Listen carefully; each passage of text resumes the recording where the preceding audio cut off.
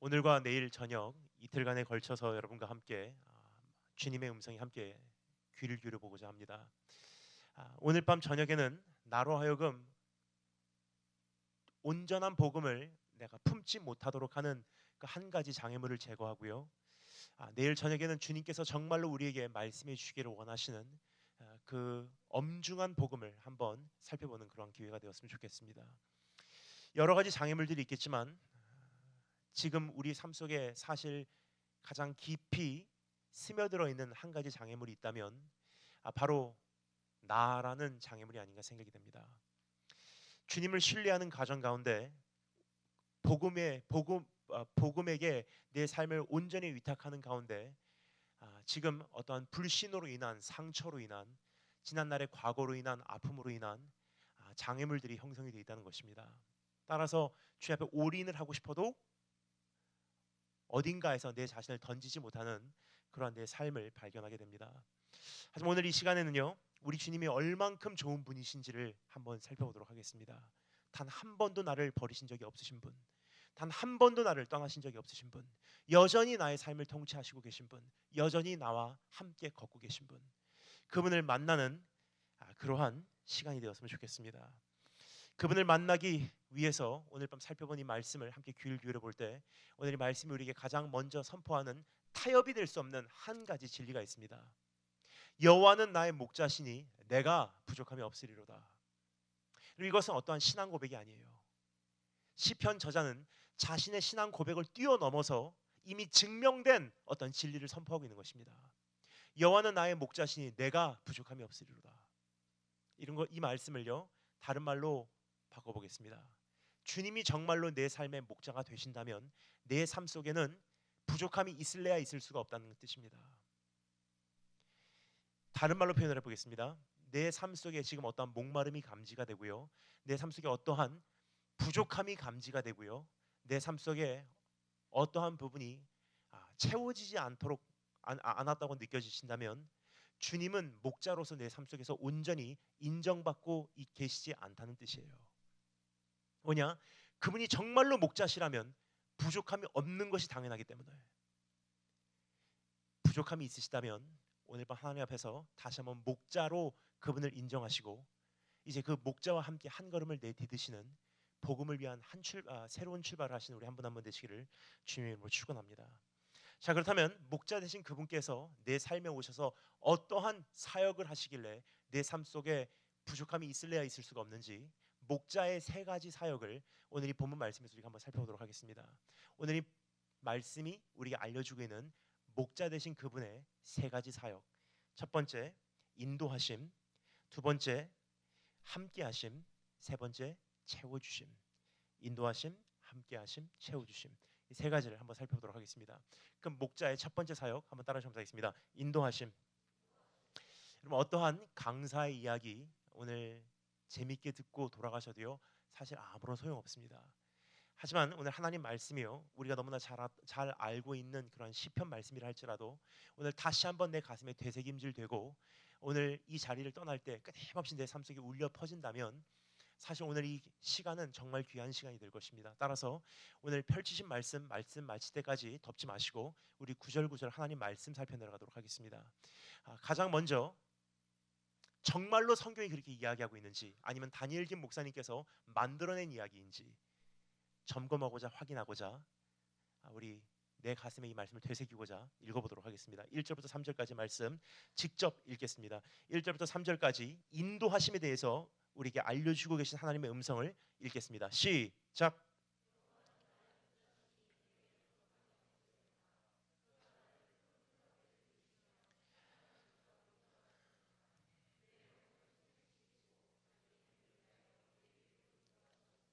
아멘. 제일 첫 번째 성경 우리에게 약속하시고 계신 목자의 사역은요, 인도하신다라는 약속이에요.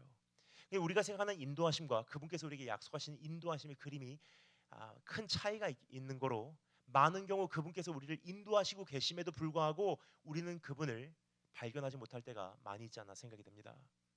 너무나 중요한 말씀이기 때문에 다시 한번 말씀을 드리도록 하겠습니다. 주님이 나를 인도하시고 계시지 않은 게 아니라요, 그분이 인도하시는 그 손길을 우리가 감지 못하고 있다는 뜻이에요. 뭐냐? 그분께서 우리에게 약속하신 인도하심의 그림과 내가 예상하는 인도하심의 내용이 너무나 차이가 있기 때문에, 따라서 지금 이 시간 우리가 가장 먼저 하기를 원하는 것은요, 인도하심이라는 단어의 의미의 교정이에요. 온전한 그림만 형성이 되도요, 상황이 바뀌지 않아도, 현실이 바뀌지 않아도, 기도 응답이 지금 당장 이루어지지 않는다 할지라도요, 여러분은 오늘 이 시간 인도하시고 계신 주님을 목격하게 될 것입니다. 주님께서 우리에게 약속하시는 그 인도하심과 우리가 생각하는 인도하심이 어떠한 차이가 있는지 한번 짧게만 먼저 설명을 드릴게요. 우리가 보통 주님께서 우리를 인도해 주시기를 원합니다라고 하면요, 우리가 보통 가지고 있는 개념은 이러한 생각이에요. 평탄한 길, 인도하심의 증거. 주님께서 나를 인도하시고 계시구나. 왜요? 아무런 문제 없이 평탄한 길을 가기 때문에. 혹은 우리가 진로 문제를 놓고서 기도할 때 이렇게 기도하죠. 주님, 이 길을 선택할까요? 저 길을 선택할까요? 인도해 주세요. 지금 이 대학을 갈까요? 저 대학을 갈까요? 인도해 주세요. 유학을 갈까요? 취업을 할까요? 인도해 주세요. 금년에 결혼할까요? 내년에 결혼할까요? 인도해 주세요. 이 사람을 사귈까요? 저 사람을 사귈까요? 행복한 고민입니다. 주님, 인도해 주세요. 보통 흔히 우리가 말하는 인도하심은요, 주님께 몇 가지 우리의 생각의 틀 안에서 형성된 어떠한 다양한 선택권을 주님께 올려드리고요, 주님, 이 옵션들 가운데 주님께서 생각하실 때 가장 좋은 거 나에게 선택해 주시기를 원합니다 하고 주님께 올려드리는 것, 이것을 우리가 인도하심을 바란다라고 표현을 하고 있지 않나 생각이 됩니다. 하지만 성경이 우리에게 약속하신 인도하심은요, 그러한 인도하심이 아니에요. 주님께서 우리에게 약속하신 인도하심은 어떠한 인도하심인지 오늘 성경 말씀이 우리에게 세 가지를 약속해주고 있습니다. 세 가지 잠시 정리해 보도록 하겠습니다. 첫 번째, 인도하심의 약속, 따라하시면 되겠습니다. 누이심. 목소리가 굉장히 작습니다. 청년들인지 아니면 지금 연세 많으신 분들이 이곳에 모였는지 잘 모르겠습니다. 다시 한번, 누이심. 이제 중고등부 정도 된 것 같습니다. 다시 한번, 누이심. 여호와는 나의 목자시에 내가 부족함이 없으리로다. 그가 나를 푸른 초원에 누이시며 쉴 만한 물가로 인도하신도다. 그러니까 인도하시는 과정 가운데 가장 첫 번째 관문이 있어요. 누이시는 과정이에요. 그러니까 우리가 생각하는 누인다는 것은요, 그냥 여기서 자라, 쉴려면 쉬어라. 근데 그 말씀이 번역이 조금 약하게 돼 있어요. 사실 통역을 할 수 없는 단어로 사용이 되어 있습니다. 원어를 보면요, 굉장히 강력한 표현으로 기록이 되어 있습니다. 그냥 쉬어가 아니라 He makes me lie down in green pastures. 누워. 왜일까요? 양들은요, 근본적으로 목마름을 가지고 살기 때문이에요. 양된 우리도요, 그러한 목마름이 우리 안에 다 있다는 거예요. 안 믿으세요? 제가 증명해 드리겠습니다. 저기만 가면 행복해질 거야. 여기만 벗어나면 행복해질 거야. 부모 곁만 떠나면 행복해질 거야. 유학만 가면 행복해질 거야. 저 사람하고 결혼만 하면 이제 더 이상 바랄 게 없어. 이제 내 가정을 꾸미면 더 이상 바랄 게 없어. 대학만 들어가면, 취업만 하면, 입학만 하면, 조금만 잘 살게 되면, 이 문제만 해결되면, 이 가난에서만 탈출하면, 성형만 하면 행복해질 거라는 그러한 바램들이 우리 안에 있죠. 이것을 다른 말로 표현하면요, 목마름이에요. 여러분, 우리는 그러한 목마름을 가지고 평생 달려가고 있습니다. 우리 안에 있는 소원은요, 이것만 해결되면 행복해질 거라고 우리는 착각을 하고 있어요. 근데 그러한 착각을 우리에게 착각이라고 말씀해 주신 주님의 말씀, 주님의 그 모습, 여러분 기억하십니까? 어느 날 주님께서 어느 집에서 설교를 하고 계셨어요. 그냥 사람이 꽉 차 있는 거예요. 그냥 중풍병자 한 사람이요, 예수님을 만나러 온 거예요. 너무 사람이 많으니까 집으로 들어올 수가 없습니다. 근데 그 중풍병자 환자를 데리고 온 친구들이요, 열정이 대단한 사람들이에요. 그대로 포기를 안 합니다. 지붕 위로 올라가서요, 예수께서 말씀하시고 계신 그 현장 바로 위에 있는 지붕을 뜯어내고 그 친구를 달아서 내려내요. 여러분 상상해 주셔서 감사하겠습니다. 예수께서 막 설교를 하고 계신데 갑자기 찌지직 소리가 나요. 천정을 보니까 천정이 뜯어지더니 중풍병자 환자가 강림을 하시는 거예요. 그 장면을 보시고 얼마나 놀라셨을까. 근데 주님께서 그 중풍병자 환자에게 뭐라고 말씀하시죠? 형제요, 네 병이 나음으로 입었도다? 아니에요. 성경 보면 성경이 이렇게 기록합니다. 네 죄가 사함으로 얻었도다 그래요. 왜 그랬을까요? 중풍병자 환자가 원했던 거는 뭐죠? 죄사함? 아니에요. 이 병만 나으면 더 이상 바랄 게 없어. 여기서 내 자리를 들고 일어나서 걸을 수만 있다면 정말 더 이상 바랄 게 없어. 내 두 발로 내가 이제 평생 살아갈 수 있다면 난 더 이상 바랄 게 없어. 병 나음을 원해서 왔던 사람이에요. 그 주님께서 뭐라고 말씀하시죠? 네 죄가 사함을 얻었도다. 번역해드리겠습니다. 이런 뜻이에요. 너 병 나으면 행복해질 거라고 생각하니? 그 감격 딱 3일 가. 너 여기서 네 발로 네 자리를 들고 일어나면 너 행복할 거 같니? 그 감격 딱 3개월 가. 우리에게 하신 말씀이에요. 대학만 들어가면 행복할 거 같니? 그 감격 딱 3개월 가. 결혼하면 행복할 거 같니? 1년 가면 많이 간 거야. 너 이 상황이 바뀌어서 행복할 거 같니? 다른 문제 또 생겨. 우리들의 근본적인 문제는요, 상황의 변화도 아니고 문제 해결도 아니고 기도응답도 아니라는 거예요. 우리 안에 가장 깊은 곳에 지금 이미 끊임없이 메말라가는 원인은요, 나하고 하나님과의 관계가 지금 단절돼 버렸기 때문에, 하나님을 신뢰하지 못하는 것. 여러분, 복음은요, 주님 안에서 안식하는 것에서부터 시작이에요. Bad news, 나쁜 소식은요, 네가 열심히 살아, 너 똑바로 살아, 착하게 살아, 열심히 살아, 그러면 구원해 줄게. 그러면 인정받기 위해서, 사랑받기 위해서, 받아들여지기 위해서 열심히 몸부림칠 수밖에 없는, 쉼이 없는 인생. 하지만 복음은요, 처음부터가 뭐죠? 믿음의 주요 너를 온전케 하시리인, 너를 위해서 대신 살아주셨고 너를 위해서 대신 죽어주신 그분을 바라보라예요. 그분께서 이미 이루신 사실을 우리가 다시 한번 깨닫게 될 때 내 영혼은 안식해버려요. 이미 인정받았고, 이미 사랑받았고, 이미 용서받았기 때문에. 우리는요, 한평생을 인정받기 위해서 달려가고 있다는 거예요. 사랑받기 위해서 일하고 있다는 거예요. 채워내기 위해서 몸부림치고 있다는 사실이에요. 근데 거기는 반드시 부작용이 따릅니다. 상처받고요, 남을 아프게 하고요, 수치를 경험하고요, 강팍해지고요, 가면 갈수록 사람이 악해져요. 끊임없이 그렇게 정신없이 달려가는 우리의 인생에게 주님께서 찾아오셔서 목자 되신 그분의 사역을 펼치신다면 가장 첫 번째 사역, rest, 쉬어라. 제 삶에도 그러한 은혜가 있습니다. 저는요, 지난 10년 동안 선교지로 한 번에 한 곳에서 열흘 이상 이어서 머물러 본 적이 없이 끊임없이 장소를 옮겨 다니고 있는 그러한 선교사입니다. 10년 전에 미국의 모든 생활을 정리하고요, 중국 베이징에다가 베이스를 두고 그때부터 움직이고 있어요. 오늘은 이곳, 내일은 저곳, 짐 싸고 떠나고 짐 싸고 떠나고. 그럼 그 삶에 대해서 아직 잘 상상이 안 가실 거예요.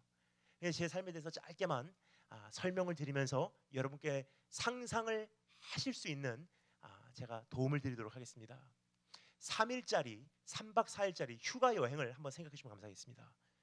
싱가포르를 가시던, 홍콩을 가시던, 일본 후쿠오카를 가시던, 다녀오시면서 로이스 초콜릿을 사오시던, 다 압니다. 뭐 하시는지. 여행 갔다 오시면 어떠시죠? 저 같으면요, 3박 4일의 여행, 짧은 여정이라고 해도요, 일단 돌아오면 짐 풀기가 싫어요. 왜냐? 붕 들떠 있어요. 집안일 하기가 싫어요. 집안일이 손에 안 잡힌다는 거예요, 금방. 직장 출근하기가 싫어요. 왜 그렇습니까? 마음이 붕 떠 있는 거예요. 계속 설레요. 짐 풀기도 싫고, 빨래하기도 싫고, 설거지하기도 싫고, 방 치우기도 싫고, 출근하기도 싫고, 갔다 온 그 선물 풀기도 싫어요, 사실. 3박 4일. 근데 저는요, 그러한 삶을 10년을 살았어요. 제 삶이 어떻겠습니까? 정신없이 돌아가는 팽이 같아요. 오늘은 이곳, 내일은 저곳. 근데 감사하게도 저에게는 하나님께서 주신 쉴 수밖에 없도록 나를 만드는 한 가지 장치가 있어요. 저희 아버지예요. 저희 아버지. 제 아버지에 대해서 짧게 소개드리겠습니다. 제 아버지는요, 일본의 유명한 야쿠자세요. 여러분 야쿠자 아세요? 자파니스 마피아. 지금은 손발 다 깨끗이 씻고 장로님으로서 저를 위해서 가장 많이 기도해 주시는 그런 분이십니다. 근데 예전에 야쿠자 생활하셨을 때, 이미 오래전이죠. 예전에 야쿠자 생활하셨을 때 그냥 어느 정도의 야쿠자가 아니셨어요. 일본의 가장 큰 조직 야마구치 구미라고 하는 야마구치파의 2인자셨어요.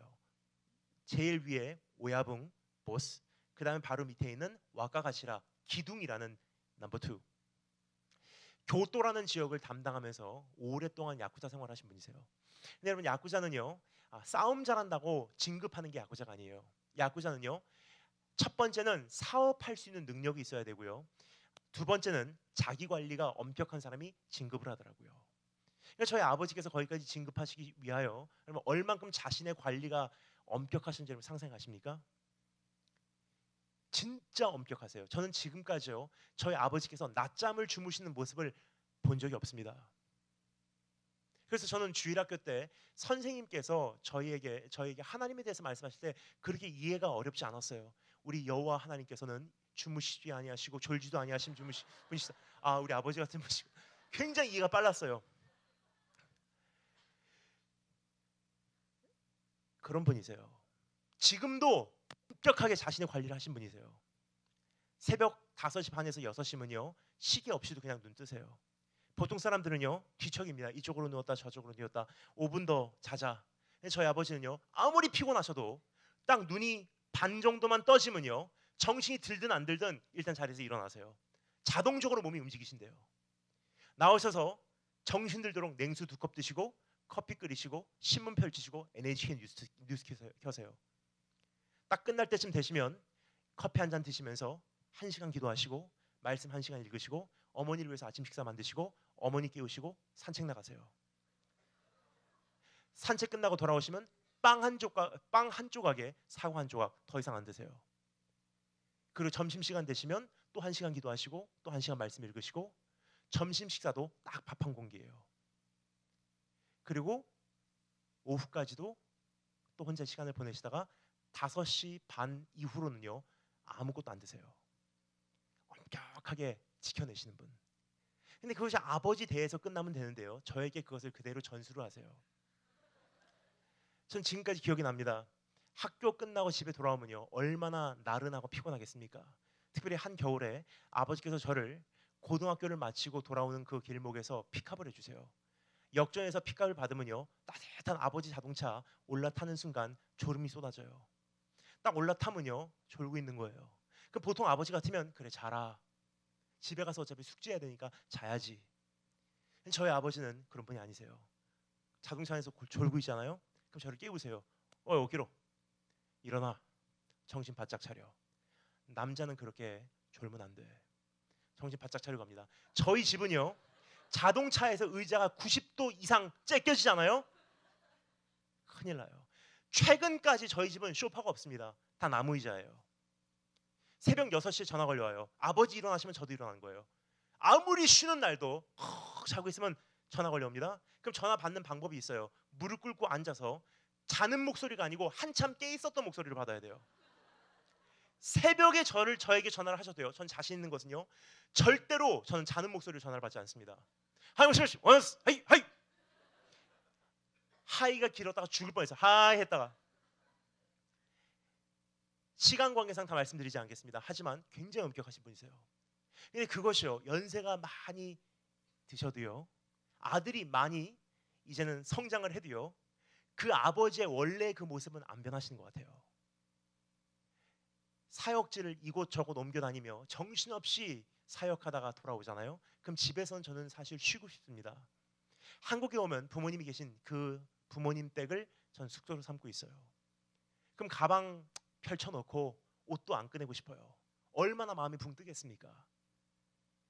그런데요 저희 아버지 저에게 이렇게 말씀하십니다. 밖에 나가서 밥 먹지 마. 저녁 7시면 집에서 저녁 먹는다. 집에 들어와. 가방 오늘 당장에 비워. 가족들 지나다니는 그 통로에 가방 두지 마. 화장실 치워, 방 치워, 이불 개, 카텐 열어. 엄격하세요. 근데 저희 어머니께서 마음이 아프시대요. 왠지 말씀드릴게요. 제가 차라리 아버지에게 반항을 하면요 어머니께서 마음이 좀 덜 아프시겠대요. 근데 저는요 아버지께서 말씀하신 거 다 들어요. 100% 수용을 합니다. 왜요? 저는 하나님의 경영을 깨달았기 때문에. 정신없이 달려가다가는 너 다쳐.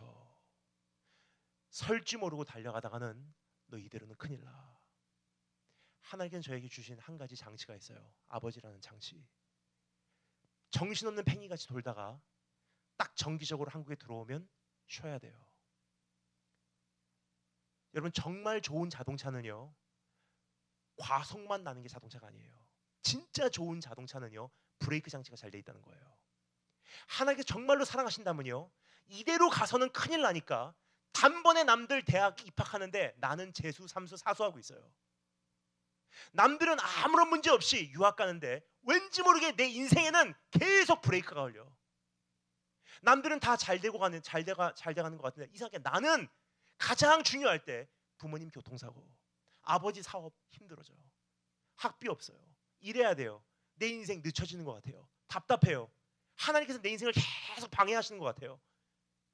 그 관점으로 봐서는 우리가 언제까지나 하나님을 신뢰할 수가 없다는 거예요. 근데 오늘 주님께서 우리에게 선포하시는 말씀, 여호와는 너의 목자시면 부족함이 있을래야 있을 수가 없어. 부족함이 느껴진다면 네가 잘못된 거야. 다시 한번 하나님의 관점으로 돌아와서 왜 그 브레이크를 거셨는지 한번 하나님의 선하신 손길을 느껴봐라. 너 이대로 달려가다가는 큰일 나. 그래서 내가 막았어. 너 이대로 달려가다가는 나하고 영원토록 교제가 깨져. 그래서 내가 방해했어. 문제가 바뀌었습니까? 현실이 바뀌었습니까? 기도응답이 바뀌었어요? 아니에요. 현실은 그대로인데요, 관점 하나 바뀐 거예요 지금. 근데 여러분, 조금이나마 지금 이 고백이 확실해지죠? 여호와는 나의 목자시니 내가 부족함이 없으리로다. 심지어 나를 방해하고 계신 그 손길조차도 감사한 거예요. 두 번째, 나를 인도하시면 어떻게 되는지 따라서 한번 하겠습니다. 소생케 하심. 첫 번째는 누이심, 두 번째는 소생케 하심. 나를 쉴만한 물가로 인도하신도다. 내 영혼을 소생시키시며 그래요. 근데 여러분, 우리가 소생케 한다 그러면요, 거의 이 정도로 생각을 합니다. 나에게 새로운 힘을 불어 넣어주시고, 뭐 내 안에 어떠한 새로운 능력을 품고 날개를 치며 하늘로 날아가게 하시고 내 영혼을 이렇게 회복시켜주는 정도로만 소생케 한다는 단어를 생각을 하는데, 여기서 사용되는 이 소생케 한다는 이 개념은요, 사실 성경 전체를 봐도 그냥 한 부분만 치유하시는 정도의 차원이 아니라는 것을 우리가 알 수가 있습니다. 왜냐, 성경에서 말하는 치유, 회복, 소생케 되면요, 한 부위를 치유하는 게 아니에요. 총체적인 힐링이에요. 한 가지 예를 들게요. 이 소생케됨이 가장 정확하게 표현이 되고 있는 한 장면이 있습니다. 출애굽기 15장 말씀을 기억하십니까? 이스라엘 민족이요, 출애굽을 한 이후에 가장 먼저 머문 그 정거장 어디죠? 마라라는 곳이에요. 성경에 보면요, 그곳은 쓴물이 났대요. bitter water. 쓴물은요, 먹어서 맛이 없다 하는 물이 아니에요. 성경에서 말하는 쓴물이 무엇인고 하니 먹으면 토하는 물이에요.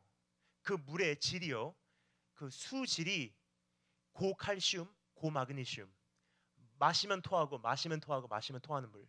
그래서 성경에서는 bitter water, 쓴물이라고 표현을 하고 있습니다. 근데 여기까지 간 것이 여러분 우연이었습니까? 아니에요. 출애굽기 보면요, 성경에 이렇게 기록합니다. 이스라엘 민족이 모세의 인도를 받아 마라에 간 거예요. 하나님께서 실수하셨을까요? 아니에요. 하나님께서 분명히 인도하셨어요. 근데 하나님께서 인도하시는 가장 첫 번째 정거장은 쓴물이 나는 마라라는 곳이에요. 왜 그랬습니까? 그때 이후로 조금 시간이 지나서요, 나중에 시내산에서 하나님께서 이스라엘 민족에게 율법을 주시죠. 근데 율법을 주실 때 율법의 대다수의 내용이 뭐죠? 이거 먹지 마, 저거 먹지 마, 이거 먹지 마, 저거 먹지 마, 이거 먹어서 안 돼, 저것은 먹어서 안 돼. 이거를 먹을 때는 이거하고 같이 삶으면 안 돼. 이거하고 이거는 따로 삶아. 이거는 부정한 음식이야, 이건 거룩한 음식이야. 율법이 주어져서 나중에 그 사람들이 알았을 거예요. 아, 이건 먹으면 안 되는구나. 근데 여러분, 율법이 주어지기 전에 그러한 원칙과 원리는 있었을까요, 없었을까요? 이미 존재하고 있었어요. 단지 율법이 정리됨으로 죄가 죄인지를 알게 된 거예요. 나쁜 거는 율법이 주어지기 전이나 후나 똑같이 나쁜 거예요. 자, 그런데요, 이스라엘 민족이 그 오랜 세월 동안 애굽에서 생활을 하면서 율법이 없었던 거로 먹어도 되는 것, 먹으면 안 되는 것 알았을까요, 몰랐을까요? 몰랐어요. 애굽 사람들 먹는 거 그대로 먹고 살았어요. 그렇게 오랜 세월 동안 몸이 썩어 들어간 거예요. 근데 하나님께서 어떻게 하십니까? 여호와 라파라는 치유하신 하나님을 경험하고자 할 때 가장 먼저 그들 인도해내신 곳은 어디입니까? 홍해를 건너자마자 모세의 인도를 받아 하나님께서 의도적으로 그들을 인도해낸 것 마라라는 곳이에요. 물을 마시면 마시면 토하고 마시면 토하고 이 과정을 한마디로 정리를 하면 뭐죠? 요즘에 유행하는 단어 디톡스 과정이에요. 먹으면 토하고 먹으면 토하고 먹으면 토하고. 이스라엘 민족의 입장에서는 하나님 왜 그렇습니까? 우리를 버렸습니까? 우리를 떠났습니까? 하나님 실수하셨습니다. 하나님 거짓말장이십니다. 근데 하나님 입장에서는 그들을 사랑하기 때문에 그들에게 해독을 시키는 거예요. 토해내. 정말로 하나님을 우리가 하나님으로 영접하고요. 그분을 나의 목자로서 우리가 따라가고요. 주님과 함께 동행하기를 원하신다면요. 반드시 감수하지 않으면 안 되는 한 가지 과정, 해독의 과정이에요. 해독이 없이는 여호와 라파, 치유하신 하나님을 경험할 수가 없다는 거예요. 그럼 해독이라는 것은 뭐죠? 정말로 이 사람인 줄 알았는데 헤어지게 하시는 것. 그 사람으로 받은 상처 다 토해내기신 하나님. 취업 하나 하려고 목마르기 때문에 가서 비굴한 자리까지 낮아져서 마시지 않으면 안 됐던 그 물들, 더 이상 거기까지 수치스럽게 떨어지지 마. 토해내. 너 거기까지 갈 필요 없어. 너 거기까지 비굴해질 필요 없어. 너 거기까지 낮아질 필요 없어. 그 사람이 너에게 거기까지 할 필요가 없어. 내 사랑하는 자녀야. 인정받고자 사랑받고자 누군가가 되고 싶어서 지금까지 몸부림치며 수단과 방법을 가리지 않고 오느라 내 자신을 상하게 했던 모든 것들 다 토해내라는 거예요. 이제 그렇지 않으면요, 참된 회복과 참된 복음은 경험할 수가 없습니다. 근데 얼마나 감사한지 내가 그러한 용기가 없으니까요, 너무나 많은 경우 하나님께서는요 그것을 우리에게 시키세요. 헤어지게 하시고요, 토해내게 하시고요, 이별하게 하시고요, 해고당하게 하시고요, 작별하게 하시고요, 때로는 정리하게 하시고요, 새로운 길목으로 한 걸음을 내딛게 하시는 하나님. 지금 두 번째 살펴봤어요. 상황이 바뀌었습니까? 아니에요. 근데 참 희한하게요, 하나님의 손길을 조금 느끼고 나니까 지금 내 삶에 있는 문제가 감사해요. 그래서 고백이 나옵니다. 여호와는 나의 목자시니 내가 부족함이 없으리로다. 모든 기도가 응답돼서 현실이 변화돼서 아니에요. 관점 하나 바뀐 것 때문에. 인도하심의 세 번째 과정 따라서 감사했습니다. 합당케 하심. 첫 번째는 유의심, 두 번째는 소생케 하심, 세 번째는 합당케 하심. 자기 이름을 위하여 나를 의의 길로 인도하신도다. 여기서요, 하나님께서 우리에게 전해주시는 정말 중요한 말씀이 있습니다. 어떠한 기도를 응답하시고 어떠한 기도를 보류하시거나 거절하시는지, 어떠한 길을 열어주시고 어떠한 길을 닫으시는지, 그 기준이 뭔지 여러분 궁금하시지 않으세요? 왜 이 기도는 안 들어주십니까? 그 기준, 주님께서 말씀하세요. 자기 이름을 위하여 나를 의의 길로 인도하신도다. 기도 응답하고 안 하고, 주시고 거둬가시고, 병 주시고 치유하시고, 이 모든 것을 행하심에 한 가지 기준이 있다는 거예요. 자기 이름을 위하여 나를 의의 길로 인도하신도다. 하나님의 이름에 부족함이 없는 존재로 나를 만들어내기 위해서 주님께서 우리를 한 걸음 한 걸음 인도하시고 계시다는 거예요. 내가 원한다고 주신 하나님 아니십니다. 나에게 그것이 소중하다고 주님께서 그것을 납득하신 분도 아니에요. 자기 이름을 위하여 하나님의 거룩하심에 부족함이 없는 존재로 만들어내기 위해서 나를 인도하시고 계신 하나님. 근데 여러분, 이것이 얼마나 감사한지 몰라요. 사실 아버지만큼 나에 대해서 잘 아시는 분이 없기 때문에. 제가 굉장히 좋아하는 노래의 장르가 있습니다. 여러분, 저를 보시면요, 어떤 노래를 좋아하신다고 생각하세요? 클래식? Far, far, far from it. 굉장히 멉니다. 클래식하고는. 재즈 굉장히 좋아요. 하지만 제가 제일 좋아하는 건 아니에요.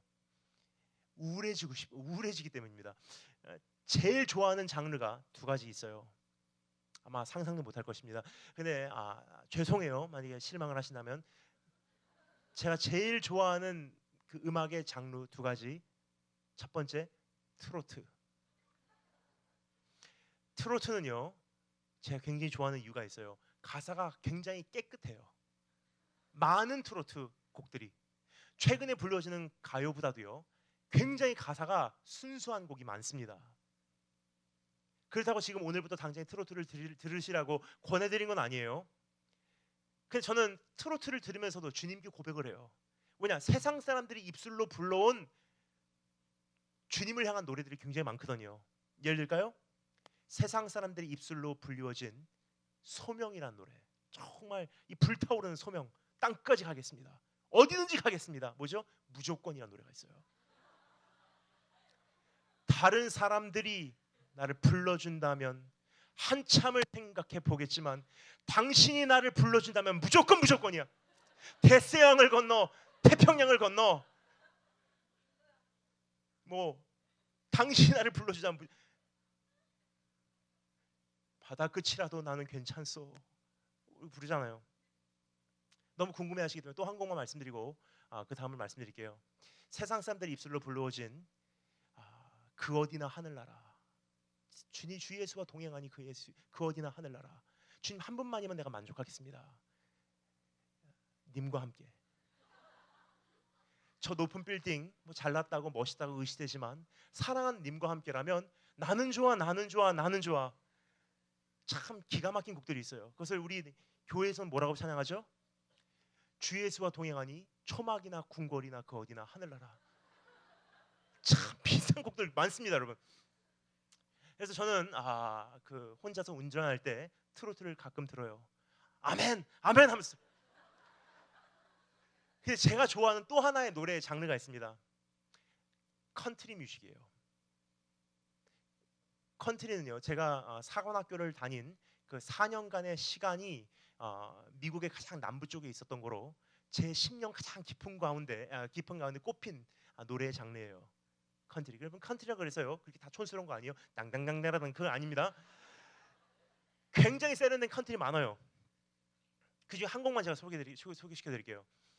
Garth Brooks라고 하는 가수가 부른 The Unanswered Prayers, 응답받지 않은 기도라는 제가 좋아하는 곡이 있습니다. 가사를 말씀드릴게요. When I was a little boy, 내가 어렸을 때, 제 얘기가 아닙니다. 이 가수의 얘기예요. 내가 어렸을 때 나는 그녀를 좋아했다네. 우리 반에 있었던 금발머리 그 여학생을. 내가 밤마다 와서 얼마나 하나님 앞에 무릎 꿇고 기도를 했는지. 주님, 저 여학생만 나에게 허락해 주신다면 내가 더 이상 바랄 게 없습니다. 저 여학생의 마음을 돌이켜서 나에게 주님께서 향하게 해주신다면 내가 평생 주님을 섬기겠습니다. 아마 어렸을 때부터 짝사랑했던 것 같아요. 초중고를 그렇게까지 사랑하고 그렇게까지 멀리서 바라보고 주님께 아뢰것만 결국은 응답받지 못하고요. 고3을 졸업합니다. 그리고 대학을 가는 거예요. 저기 어떤 분들은요 이미 이렇게 하시고 계시면 개인의 어떤 그 추억을 떠올리시는 것 같습니다. 대학을 가버린 거예요. 대학을 가고 졸업하고 취업을 하고 사랑하는 정말 생명과도 바꿀 수 없는 정말 사랑하는 아내를 만나서 결혼하고 자녀를 낳고 가정이 형성되고 정말 행복한 가정을 꾸민 거예요. 수많은 시간이 흐른 다음에 사랑하는 아내와 함께 모교로 홈카밍 동창회에 참여하러 오게 되었습니다. 미국 그 홈카밍 동창회는요 그냥 20명 30명 모이는 한 반의 동창회가 아니에요. 이제까지 있었던 모든 졸업생들과 선생님들이 다 모이는 수천 명 모이는 1년에 한 번 있는 큰 행사예요. 특별히 그 홈카밍의 하이라이트가요, 우리 학교를 위해서 다시 한번 응원할 수 있는 기회를 제시하고자 학교 미식축구 게임이 있어요. 그 시합 때 막 모교를 위해서 다시 한번 응원을 하는 거예요.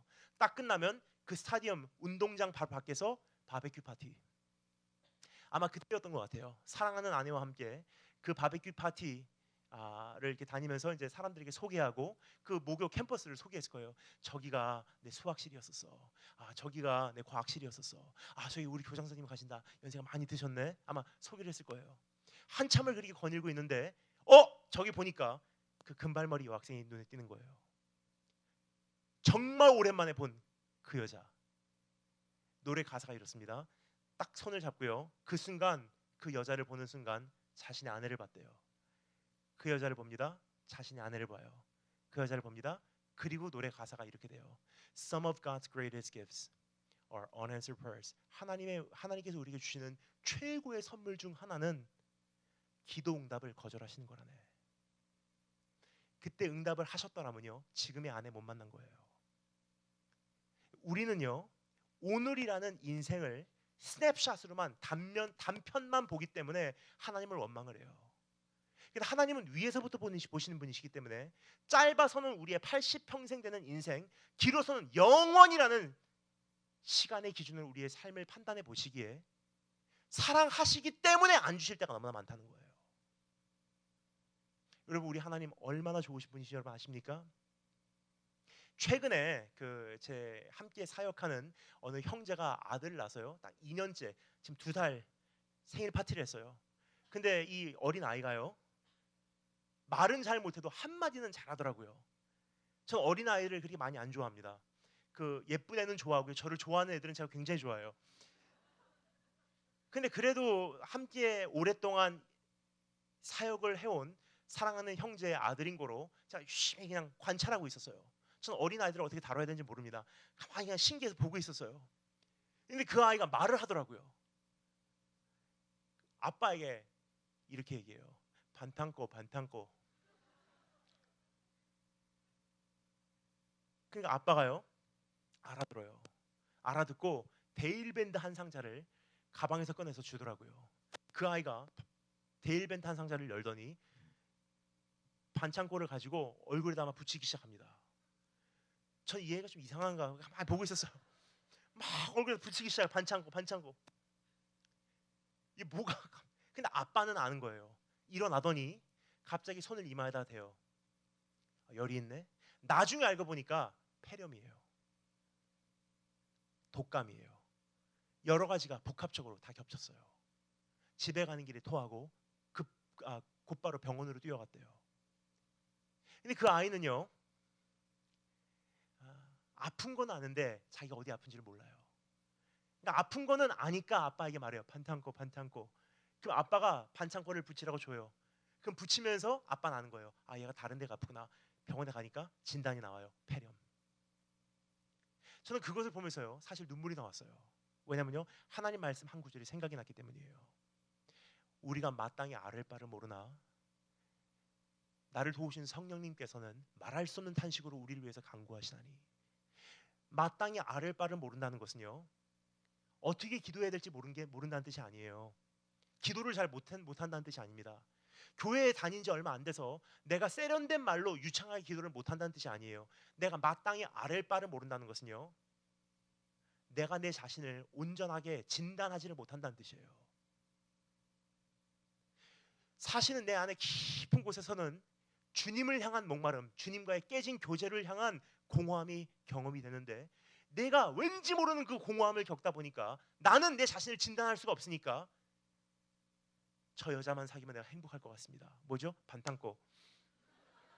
저기 취업만 되면 내가 더 이상 바랄 게 없을 것 같습니다. 반창고. 그거 하고 있는 거예요, 여러분. 그럼 성령님께서 어떻게 해요? 우리가 마땅히 아를 바를 모르나 우리를 어떻게 해요? 말할 수 없는 탄식으로 우리 위해서 아버지께 간구하신대요. 이거 오해하시면 안 됩니다.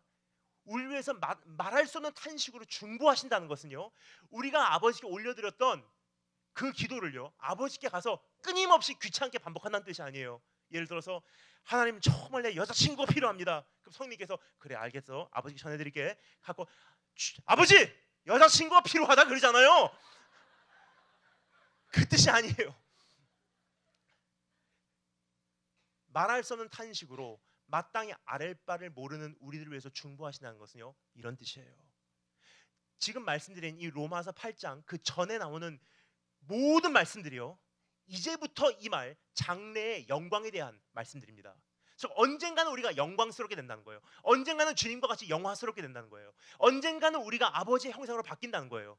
그것을 전제로 이해하겠습니다. 성령님께서 마땅히 아를 바를 모르는 우리를 위해서 중보하신다는 것은 이런 뜻이에요. 하나님, 나 여자친구가 필요합니다. 그럼 성령님께서 그걸 들으시고요, 아버지께 갑니다. 아버지, 저 아들이 언젠가는 당신의 아들 예수 그리스도의 공로로 아버지의 형상으로 바뀔 것입니다. 언젠가는 저 아들이 아버지와 같이 영화롭게 될 것입니다. 언젠가는 죄에서 자유로워질 것입니다. 언젠가는 아버지가 그를 보듯이 그도 아버지를 볼 것입니다. 아버지의 지혜를 갖게 될 것이고 아버지의 눈물을 공유하게 될 것이고 아버지와 함께 통치할 날이 반드시 옵니다. 모든 것을 아버지의 생각으로 헤아릴 날이 옵니다. 그날이 왔더라면 저런 기도는 안 했을 거예요. 따라서 저 기도는 이런 뜻일 겁니다. 주님으로 채워주세요. 그럼 아버지께서 들으시고 그 기도를 어떻게 하시대요? 아멘, 아멘, 오케이.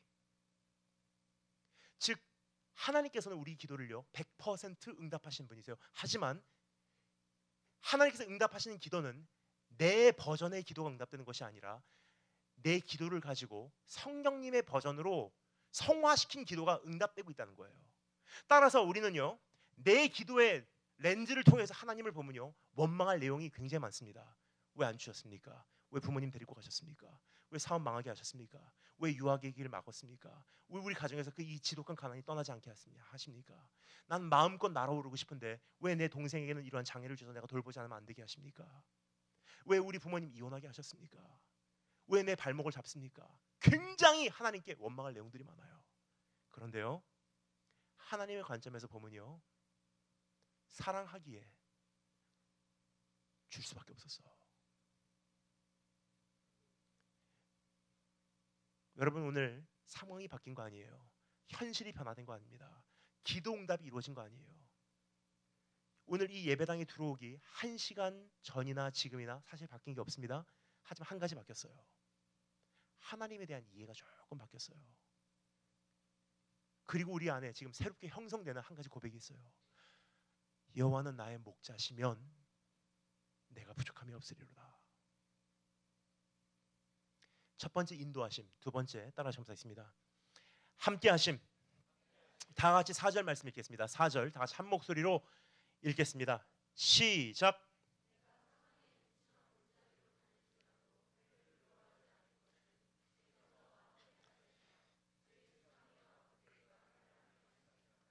첫 번째는 인도하심, 두 번째는 함께하심입니다. 지금 1절부터 3절까지의 말씀과 4절 말씀에는 어떠한 환경적인 변화가 있는 것을 보게 됩니다. 예를 들어서 1절부터 3절까지의 말씀을 음악으로 표현을 하잖아요. 아마 이러한 음악이 연주가 되지 않을까 생각이 됩니다. 여호와는 나의 목자니 딴딴딴 따라단 잠잠하게 물이 흐르는 소리 참 희망찬 그 음악 이게 1절부터 3절까지의 분위기를 정확하게 표현해주는 그러한 소리예요. 근데 4절 말씀을요 음악으로 표현하면요 아마 이러한 음향 효과가 들어가야 되지 않나 생각이 됩니다. 딴딴딴 여호와는 나의 목자시 내가 부족함이 없으리로다. 그 나를 푸른 초원에 누이시며 쉴만한 잔잔한 물가로 still water 움직이지 않는 물가로 나를 인도하신도다. 그런데 4절 말씀에 내가 사망의 음침한 골짜기로 다닐지라도 해를 두려워하지 않을 것은 분위기가 바뀌어요. 1절부터 3절과 4절 사이에 무슨 일이 있었습니까? 답을 말씀드릴게요. 아무 일도 없었어요. 근데 참 희한합니다. 여전히 인도하시고 계세요. 1절부터 3절이나 4절 말씀이나 여전히 주님의 인도하심에는 변화가 없다는 거예요. 그런데요 사망의 음침한 골짜기로 들어간대요. 바로 이런 뜻입니다. 주님께서 우리를 인도하신다고 해도요 우리 삶에는 사망의 음침한 골짜기에 경험이 올 수 있다는 뜻이에요. 주님께서 우리에게 약속하시는 것은요 나를 따르라 사망의 음침한 골짜기를 돌아가게 해주겠다. 나를 따르라 사망의 음침한 골짜기를 네가 피하게 해주겠다가 아니에요. 나를 따르라 난 너를 인도할 것이다. 그리고 나와 함께 하다 보면 때로는 사망의 음침한 골짜기로 지나갈 수가 있어. 하지만 내가 너에게 약속하는 것은 돌아가게 해주겠다 피하게 해주겠다가 아니라 내가 너와 함께 한다는 거예요.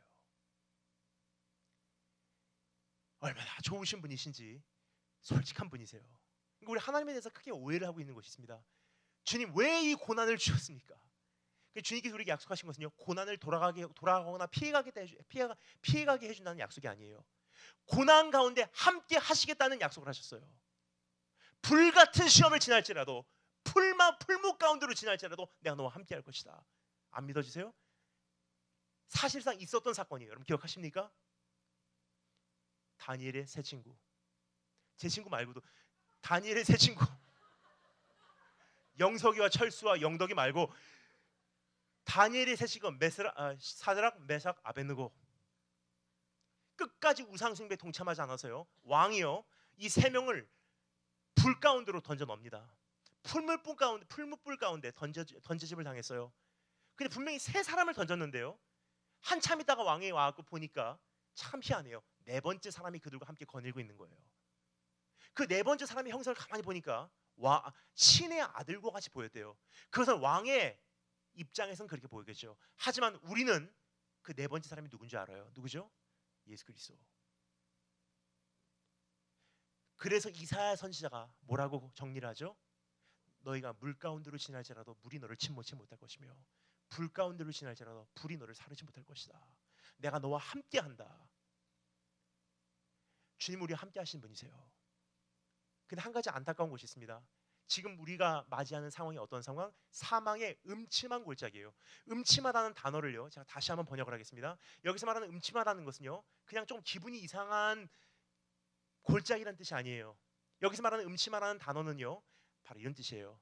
Although I walk through the valley of the shadow of death, 사망의 그림자의 골짜기를 다닐지라도. 그림자라는 단어예요. 그림자라는 것은 무엇을 우리에게 이야기하고자 하냐면요, 어두움을 이야기하고 있는 거예요. 암흑, 주님이 보이지 않는 현실.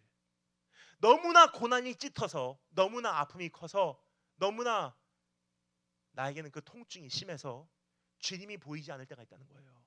주님 왜 여기로 나를 데리고 오셨습니까? 당신이 정말로 살아계시다면 왜 나를 이곳으로 데리고 오셨습니까? 당신이 정말로 나를 사랑하신다면 왜 나에게 이러한 아픔을 주십니까? 주님 정말 살아계시다면 한번 나와보세요. 왜 음성도 없고 왜 보이지도 않고 주님 어디 가셨습니까? 사망의 그림자의 골짜기. 그러나 내가 해를 두려워하지 않을 것은 주님께서 나와 함께 계시기 때문에. 근데 어떻게 함께 하시면 우리가 알 수 있죠? 주님께서 두 가지를 더듬어 보래요. 그러면 이 두 가지를 우리가 발견하는 순간 어두움 가운데 한참을 더듬어요. 주님 정말 계십니까? 주님 정말 계십니까? 하다가 이 두 가지를 더듬어서 발견하는 순간 나를 안위하시나이다. 아, 계시구나. 그 두 가지가 뭐죠? 주의 지팡이와 주의 막대기가 나를 안위하시나이다. 여러분, 저는 어렸을 때 이 지팡이와 막대기를 생각을 하면요, 우리 주님이 쌍칼을 들고 다니신 줄 알았어요. 한 손에는 지팡이, 한 손에는 막대기. 근데 저는 이스라엘을 다니면서 한 가지 충격을 받았습니다. 목자들을 보면요, 진짜로 요즘에도 지팡이하고 한 손에는 막대기를 들고 다녀요. 왜냐? 용도가 다르기 때문에. 용도를 설명드리겠습니다. 목자들이 지팡이를 가지고 다니는 이유는요, 양떼들을 외부 공격으로부터 보호하기 위한, 외부 공격이 오면 양떼들을 위해서 싸우기 위한 무기예요. 이리가 오면요, 그 지팡이를 내려칩니다. 지팡이는 양떼들을 지키기 위한 무기. 우리의 삶에도 그런 지팡이들이 있습니다. 아무리 주님이 보이지 않아도요, 아무리 주님의 음성이 들리지 않아도요, 한 가지 우리가 더듬을 때 발견하는 현실이 있다는 거예요. 정말로 주님 안 계신 것 같이 진행이 돼도요, 정말로 여기를 넘기면 이제 진짜 큰일 났다 할 때는 개입을 하시더라고요. 내 인생에 내팽겨친 것 같이 느껴질 때가 있어요. 하지만 이 한계를 넘어가면 이젠 돌이킬 방법이 없습니다 하는 순간 개입을 하시더라고요. 왜요? 우리의 인생 가운데 주님께서 허락하시는 그 고난은요, 하나님 통치권에 있기 때문에 범위를 정해주셨어요. 범위를. 언제 그런 사건이 있었죠? 욥을 여러분 기억하십니까? 사단이요, 욥을 시험하고자 하나님께 허락을 받으러 두 번 찾아와요. 제일 첫 번째, 내가 욥을 시험하겠습니다. 욥이 그냥 하나님을 사랑하시는 줄 아십니까? 하나님께서 주신 축복 때문에 하나님을 섬기는 것뿐입니다. 하나님께서 그래, 욥을 마음껏 시험해라. 근데 범위를 정해주세요. 어떻게 해요? 다 건드려. 하지만 욥은 건들지 마. 범위를 정해주세요. 시험의 범위. 두 번째, 사단이 찾아갑니다. 주님께서 뭐라고 말씀하십니까? 다 건드려. 하지만 이번에는 생명은 건들지 마. 주님께서 허락이 떨어지기 전까지는요, 욥의 몸에는 이상은 없었어요. 세상이 뒤집어지는 것 같고요, 내 인생 막 가는 것 같고요, 악인이 흥하는 것 같고요, 세상이 환란 속으로 들어가는 것 같아도요, 통치하시고 계신 그분은요, 범위를 정해놓으셨어요. 세상이 그 범위를 넘고자 할 때 목자 되신 그분은 가차없이 그 지팡이로 내려치신다는 거예요. 양떼 보호하기 위해서.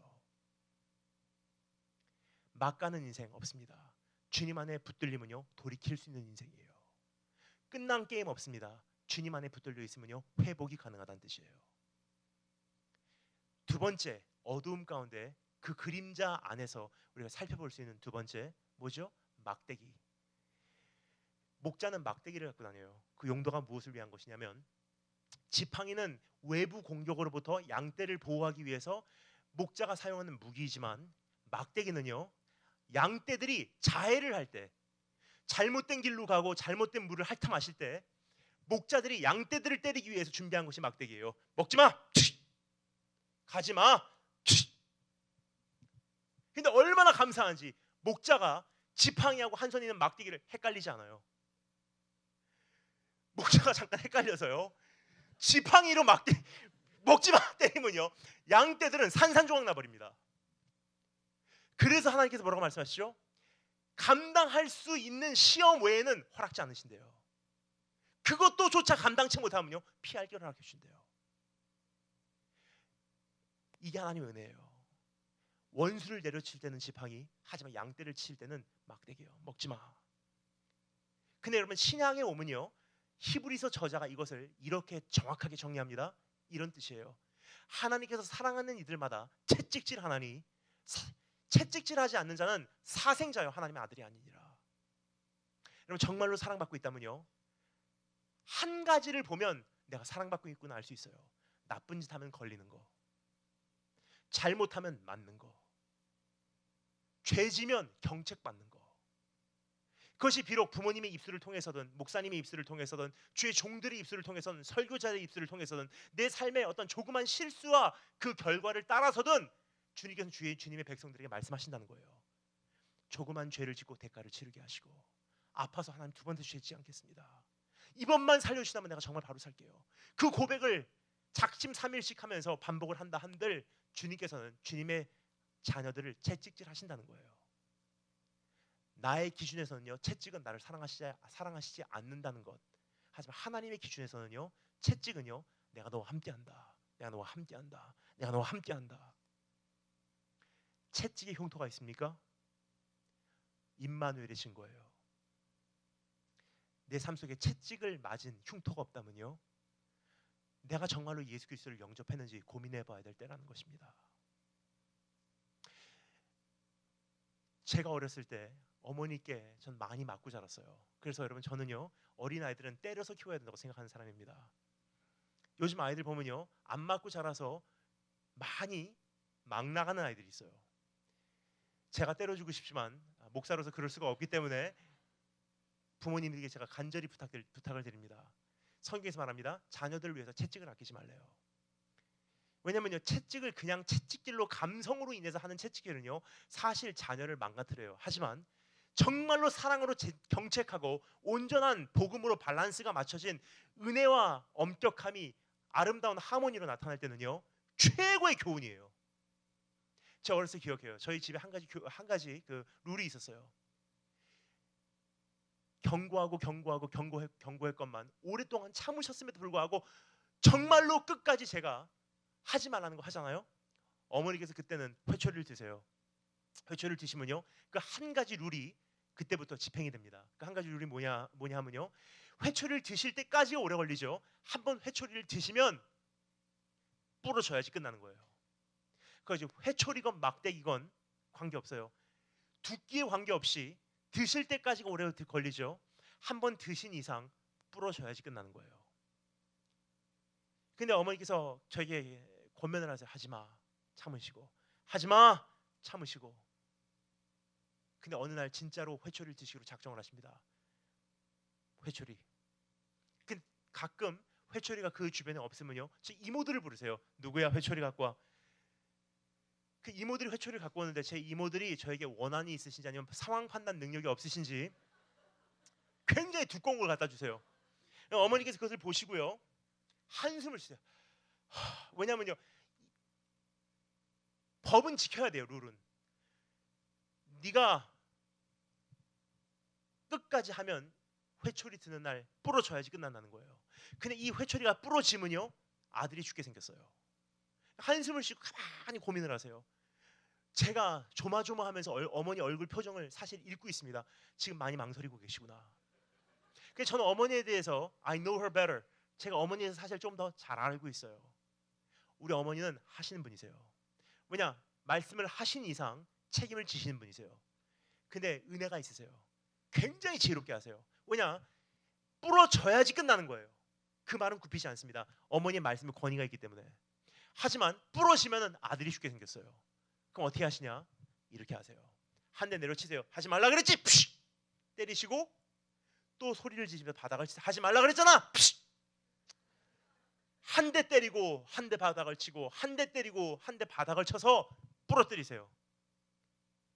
그때는 이미 저는요 몇 대 맞아도요 너무 아파서 울고 있는 거예요. 최근에 일어난 일 아닙니다. 옛날 어렸을 때. 그럼 어머니께서 회초리가 부러지는 그날 그 순간 다 끝났어 이제. 참 하나님 앞에 그 저는 감사해요. 그 그림을 어렸을 때 저의 가슴에 심어준 게. 하나님은요 회초리 들 때까지 굉장히 오래 걸리세요. 참아, 하지 마라. 내가 참고 있다. 돌아와라. 그거 하지 마. 우리가 말하는 이 복음은요 가벼운 복음이 아니에요. 우리 주님께서 병을 치유하시고 뭐라고 말씀하십니까? 가서 더 심한 일 생기지 않도록 죄짓지 마 그러셨어요. 은혜는 주시되 죄에 대해서는 엄격한 분이세요. 얼만큼 엄격한 줄 아세요? 우리를 어디까지 사랑하셨냐면요 두 손 펼치시고 피 한 방울 안 남기실 만큼 십자가에서 달려 죽으실 만큼 우리를 사랑하셨어요. 하지만 얼마만큼 죄를 미워하셨냐면요 십자가에 못 박혀 죽이실 만큼 하나님께서는 죄를 미워하신 분이세요. 이 두 가지가 온전히 밸런스를 이루지 않으면요 건강한 복음은 탄생되지 않는다는 거예요. 저는 이미 막 울고 있어요.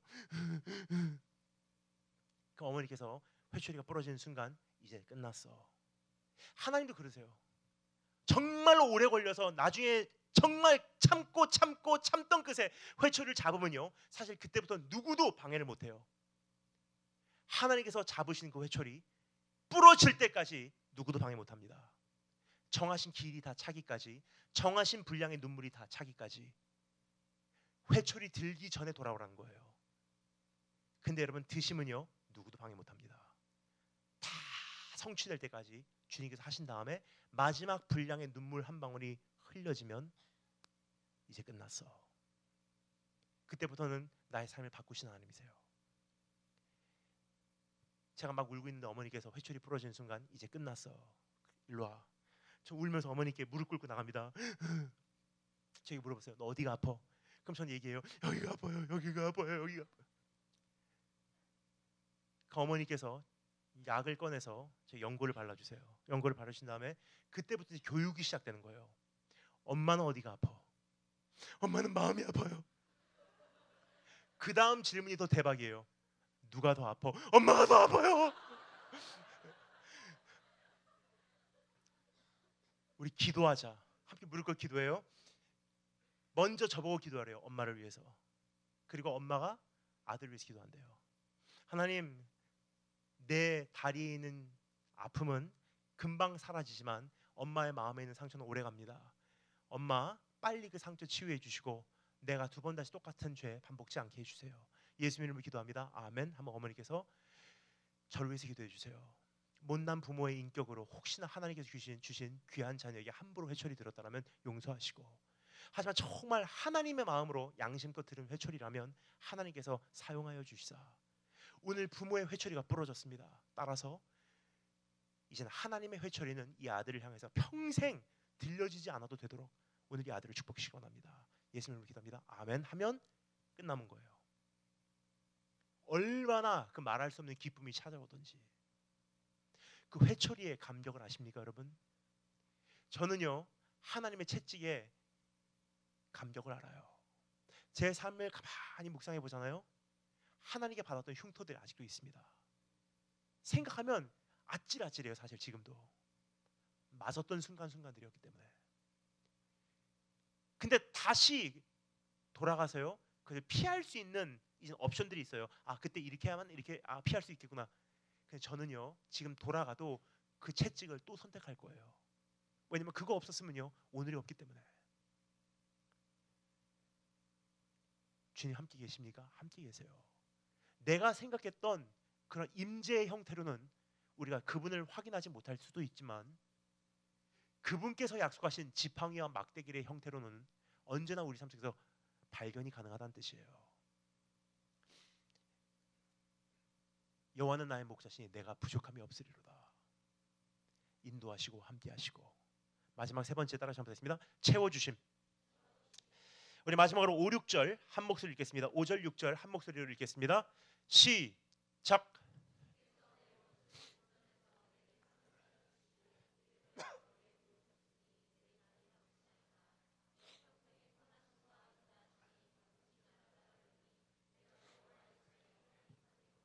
아멘. 나를 인도하시고 나와 함께 하시는 차원이 아니라 나를 완성하시는 하나님이라는 뜻이에요. 채워주심. 특별히 여기서 말씀하시는 채워주심의 그림은요, 우리가 생각하는 어떤 단순한 내 필요를 채워주시는 정도의 차원이 아니라 내 한평생을 납득게 하시는 하나님이시래요. 특별히 여기서 말하는 그 원수의 목전이라는 것에 대해서 우리가 잠시 생각해 보도록 하겠습니다. 왜냐하면 우리 삶 속에 다 원수의 목전들이 크고 작은 형태로 다 있기 때문이에요. 원수의 목전의 현실은 뭐죠? 나로 하여금 경직되게 하는 현실, 나로 하여금 긴장되게 하는 현실, 막 가슴 뛰게 하는 현실, 식은땀 흐르게 하는 현실, 얼굴 빨개지게 하는 현실, 후회의 현장, 아픔의 현실 다 있으십니다. 예를 들어서 우리 자매님들 가끔 있으실 거예요. 이상하게 영등포에 있는 그 음식점, 굉장히 고급스러운 그 음식점, 음식도 맛있고요, 서비스도 좋고요, 분위기도 좋아요. 근데 이상하게 오랜만에 그 음식점에 갔는데 막 불안해요. 이상하게 우울한 거예요. 왜 그러지? 가만히 생각해 보니까 나중에 기억이 살아나요. 아, 몇 년 전에 옛날에 남자친구가 나에게 여기서 크게 소리 질렀구나. 옛날 그 아픔이요, 아직도 되살아나요. 뭐죠? 왠지 모르게 거기 가면 막 가슴이 뛰고 불안해지고 우울해지고 식은땀 흐르고 얼굴 빨개지고 수치스럽고 쥐구멍이라도 있으면 숨어서 들어가고 싶은 이상한 나의 반응. 뭐죠?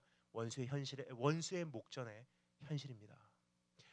그것이 산산조각난 가정이건 어떤 가난의 현장이건 내가 정말로 수치스럽게 여겼던 그러한 상황이건 우리 모두 다 정말로 내 인생에 이것만 없었으면 좋겠다 하는 그런 원수의 목전들이 다 있을 거예요. 그래서 주님께서 어떻게 하신다고요? 거기서 상을 차려주신대요. 여기서 말하는 상은요, 상급이 아니에요. 상을 차려주신다는 것은요, He prepares a table before my enemies. banquet, 잔치를 벌려준다는 거예요. 여러분, 잔치까지 안 가도요, 왕돈가스 하나도 추워서 떨면서 불안한 가운데 급하게 먹으면 어떻게 되죠? 체해요. 그러니까 주님께서요, 원수의 목전에서 상을 베푸신다는 것은요, 무엇을 의미할까요? 원수의 목전에서 상을 베푸실 수 있다는 것은요, 한 가지를 약속하고 있다는 거예요. 언젠가는 그 원수의 목전에서 네가 태연하게 행동할 수 있는 그 자리로 나올 수 있도록 내가 너 치유할 거야.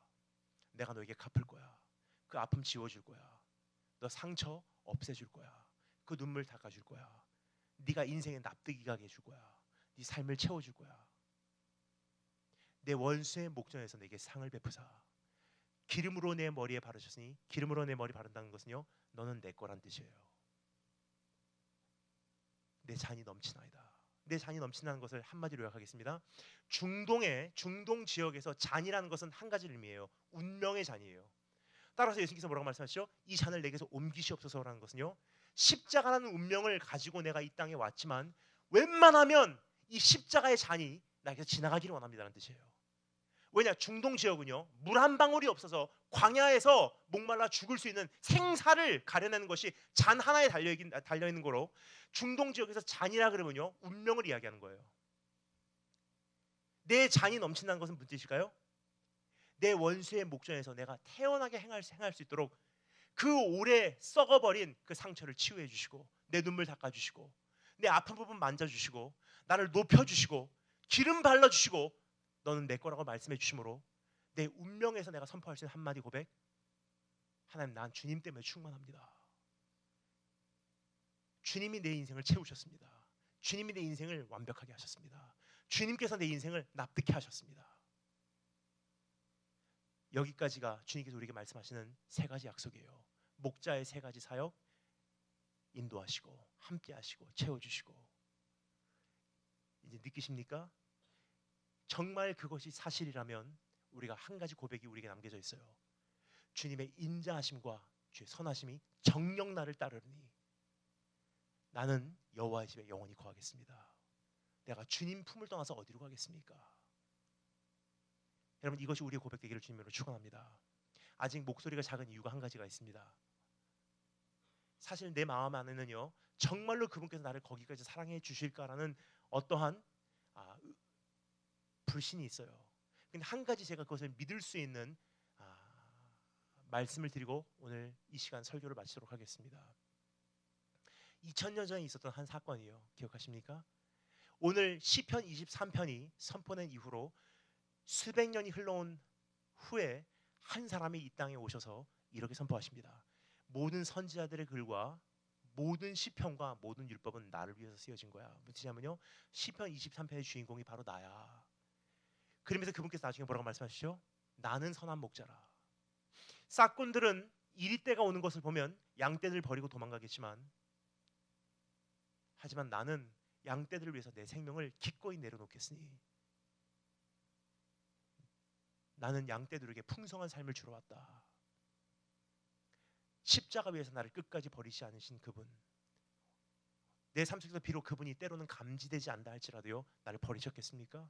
나를 떠나셨겠습니까? 나를 저주하시기를 원하신다고 생각하십니까? 오늘 그 정도 문제 때문에 여러분 그분이 내 삶 속에서 안 보이신다고 생각하세요? 아니에요. 지금 이미 살펴본 바와 같이 여전히 신실하게 인도하시고 계시고요, 여전히 신실하게 함께 하시고 계시고요, 여전히 신실하게 내 인생을 채워가시고 계세요. 저는 미국에 있는 육군사관학교에서 4년이라는 시간을 보내게 되었습니다. 4년을 보내면서 굉장히 힘들었던 부분이 한 가지가 있어요.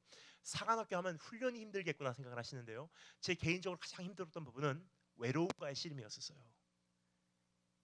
제가 입학했던 첫날 딱 학교를 입학을 하니까 한 사람의 1학년당 5명의 선배가 붙어서 소리를 지르기 시작해요. 앞에서 양옆에서 뒤에서 1cm 띄워놓고 소리를 지르는데요, 막 소리를 지르면 얼굴에서 침이 튀겨요.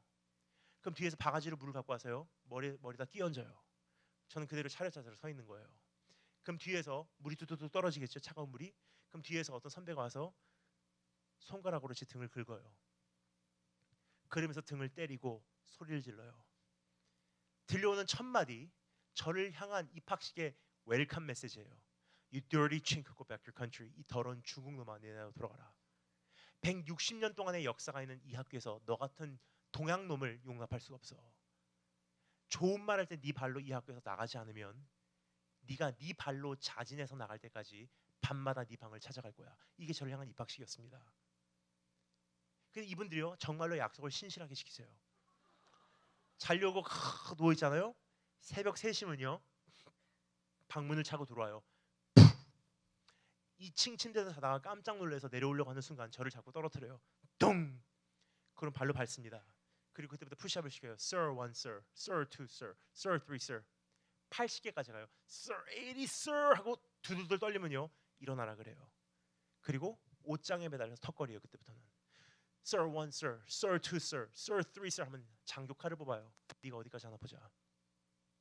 벨트버클 뽑아서 입에다가 쑤셔 넣고 창문 닦는 윈덱스라는 파란 액체 칙칙칙칙 얼굴에다 뿌리고 있어요. Sir 1, Sir, Sir 2, Sir. 피던 담배, 자기네들이 피던 담배는요 제 총구 안에다가 넣어놓고 가고요, 그 다음날 신으려고 닦아놓은 신발 3컬레 다 발로 밟고 침대포 뒤집어 놓고 갑니다. 그럼 전 밤새도록 일어나서 다시 신발 닦고 다시 침대 만들고 다시 총 닦고 잠자리 잠깐 들면요 30분 정도 잠깐 눈 붙이면 새벽 5시 반에 어김없이 들려오는 소리 딴딴딴따라따따따따따따따따따따따따따따따따 일어나래요. 식당으로 항진하는 거예요. 하루에 3번, 아침, 점심, 저녁. 저희들은 뷔페 스타일이 아닙니다. 하루에 3끼를요 지정되는 좌석에서 지정되는 선배들하고 함께 먹어야 돼요. 선배들 5명과 1학년 2명 한 식탁당. 그럼 앉는 순서가 있어요. 1학년 2명 마주보고 앉고요, 바로 옆에 2학년 둘이 마주보고 앉고 바로 옆에 3학년 둘이 마주보고 앉고 4학년 혼자 여기 딱 앉는 거예요. 그러면 1학년들은요 모든 생도들이요 점심 그 식사 시간에 들어오기까지는요 각 중대별로 다 행진해서 식당으로 모여요. 그럼 딱 오면은 모든 생도들이 들어올 때까지는 딱 그 자리 앞에 서 있는 거예요. 그럼 2,000명 되는 생도가 다 들어올 때까지 잠잠합니다. 그럼 마지막 사람이 딱 들어오면요 문이 닫혀요. 천국 잔치와 똑같다고 생각해요. 마지막 사람 딱 들어오면 문 닫혀버려요. 그러면 각 생도마다 매일 자기가 식사를 하는 그 좌석 앞에 딱 서 있는 거예요. 그럼 한참 그 고요한 가운데 갑자기 발자국 소리가 들립니다. 뚜벅 뚜벅 뚜벅 뚜벅. 앞에 강단에 한 생도가 올라와요. 선배가 될 때까지는 그게 누군지도 몰랐어요. 왜냐? 1학년들은 앞만 보고 있으니까 소리만 듣고 있어요. 뚜벅 뚜벅 뚜벅 뚜벅. 강단 위에 누가 올라오더니 앞에서 2,000명에게 이렇게 얘기합니다. Italian attention. Please give attention to the religious officer. 종교 대장님 올라오셔서 식사를 위해서 기도해 주시겠습니다. 종교 대장이 올라오셔서 우리의 식사를 위해서 축복 기도해 주신대요. 그럼 종교 대장이라는 사람이 올라와요. Let us bow our heads for a prayer. 다 같이 머리 숙여서 기도하겠습니다. 하는 순간 깜짝 놀랐어요. 그렇게 권위 있는 분인지 몰랐어요. 다 같이 머리 숙여서 기도하겠습니다. 하는 순간 2,000명의 생도가요. 어떠한 장교이든 어떠한 선배이든 어떠한 계급이든 무관하게 그 사람 말 한마디 딱 떨어진 순간 동시에 2,000명이 상상의 시간 감사했습니다. 머리 숙여요. 그리고 기도합니다. 생도들 축복하시고 하나님 이 식탁을 축복해 원합니다. 예수님으로 기도합니다. 아멘. Rest. 쉬어 하는 순간 그때부터 이제 식사가 시작돼요. 식사할 때 사실 여러분 다른 건 다 견뎌도요. 하루에 3끼 밥 먹는 거는 못 견디겠더라고요. 왜냐면요. 말이 식사지 고문의 시간이에요. 선배들하고 마주보고 앉으면요. 그때부터는 저에게 이제 인종차별의 발언을 하면서 저를 이제 힘들게 해요. 파스타가 나오거나 죽이 나오거나 그리츠라고 하는 그 남부에서 먹는 굉장히 뜨거운 오트밀 같은 게 나와요. 그러면요 그것을 접시에다가 덜게 하고 접시를 엎어버려요. 다 얼굴에서 튀겨요. 그럼 얼굴에다가 마요네즈 끼얹고 케찹 끼얹고 마스타드 끼얹고 그리고 포크하고 나이프를 뺏어요. 너는 더러운 동양 놈이니까 포크하고 나이프하고 밥 먹을 자격이 없어. 그 대신에 검사 맡을 때까지 깨끗이 먹어. 무슨 뜻이냐면요 다 떨어진 거 주워 먹으란 뜻이에요. 핥아 먹으란 뜻이에요. 사실 그거는 죽기보다 싫더라고요. 그렇게 해서 검사 맡으면 기숙사로 돌아갑니다. 아침, 점심, 저녁을 하루에 3끼를 그렇게 먹고 살았어요. 금요일 저녁이면요 정말 외로워요. 다 생도들 외출 외박 나가요. 근데 저는 갈 곳이 없어요. 너무 인종차별이 심하니까.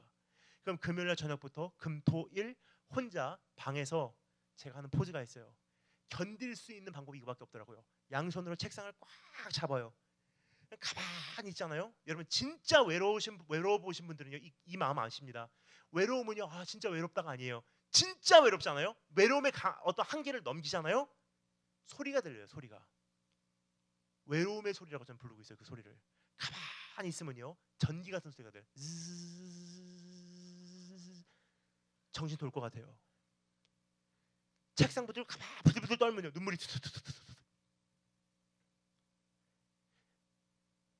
제가 대학교 3학년 될 때까지 갈 수 없는 곳이 한 곳이 있어요. 계속 가면은 먹으면 체하고 먹으면 체하고 왠지 아세요?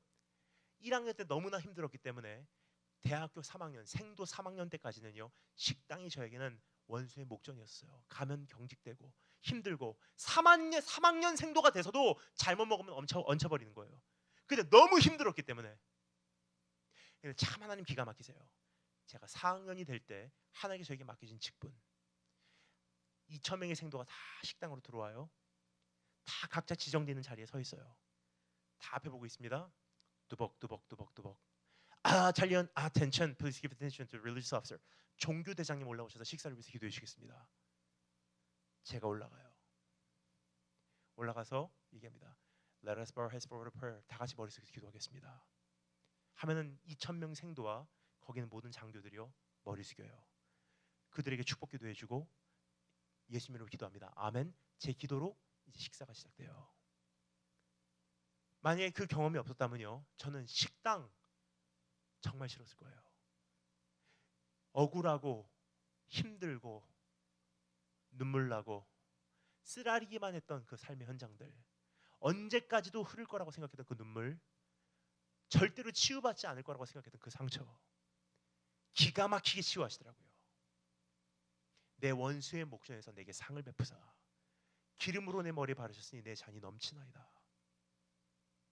여러분, 하나님께서 우리의 인생을요 망하게 하신 분이 아니세요. 이미 생명을 통해서 우리에게 증명하셨잖아요. 내가 여기까지 사랑한다. 그분을 향한 신뢰가 싹트는 것이 복음의 한 걸음이에요. 오늘 그분 앞에 나오신 우리 한 분 한 분 되시고 주님으로 축원합니다.